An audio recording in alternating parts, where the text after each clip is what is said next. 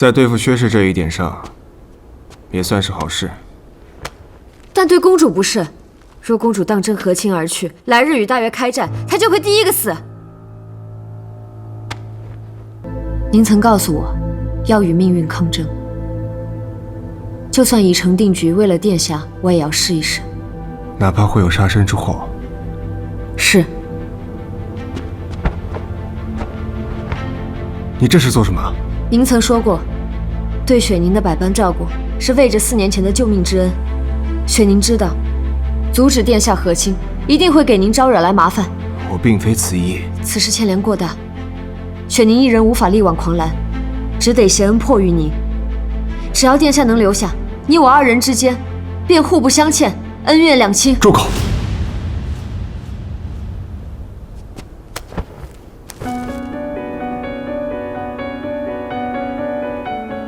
你就这么不想跟我有一丝瓜葛？我不是。沈芷依，我会替你留下，但这句话，我不想再从你口中听到。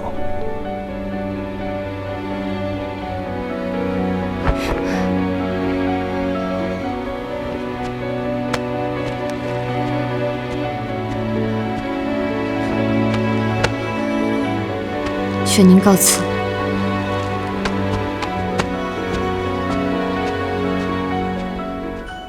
母后，大越亡我大前之心未死，谁知道他们会不会再次毁盟？让芷依远嫁，这是要她的命啊！母后，求您和皇兄收回成命吧。如今圣旨已下，你让哀家怎么办？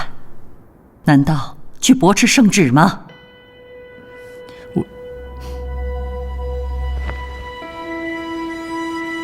母后为了二哥娶妻，为了薛家大计都能驳斥皇兄，到我这里便不可以了吗？芷依呀，你是大前的公主，就该有公主的担当。二哥，不必求他。父皇在时，母后只关心皇兄；后来皇兄继位，母后又为了薛家大计只在意二哥。我在母后心中又算什么呢？你也是哀家的亲生骨肉，难道哀家不盼你好吗？若不是薛叔在你皇兄面前谗言献媚，和亲之事也不会闹得如此这般没有回转的余地。薛叔能有今日，说起来也是母后一手栽培的。我有今日过，您就没有半分责任吗？芷依，权位荣华，说起来只是过眼云烟。只盼来日，母后能明白这一切。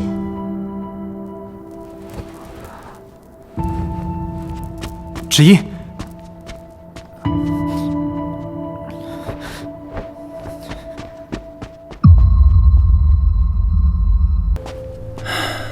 你可想好了，当真要帮江雪宁？阻止和亲做不到，但可另想法子。这可是公主和亲，你有什么法子呀？我问过礼部了，和亲定在3月21。公主于太极殿拜别之后，便会一路出京，由禁军护送北上，而后再与大越王子在草原上行合卺之礼。若是在宫中动手，牵扯过大，易被发现，所以我让刀卿寻一死囚带在路上，于途中偷将公主唤出来，再放火烧了车辇。届时死无对证，世人皆会以为公主丧生火海。哦，这个办法好，如此一来，也可绝了朝廷寻找公主的后患。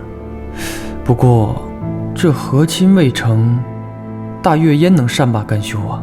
放心，我会让刀卿伪装成大越人去放火，到时候他们百口莫辩，就算是想开战，也会受到天下人的口诛笔伐。而且，倘若真的开战，朝中并无可用之帅，届时正好借机迎回咽喉。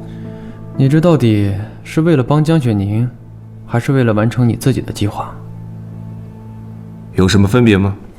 若你2人只是合作，自然没什么分别。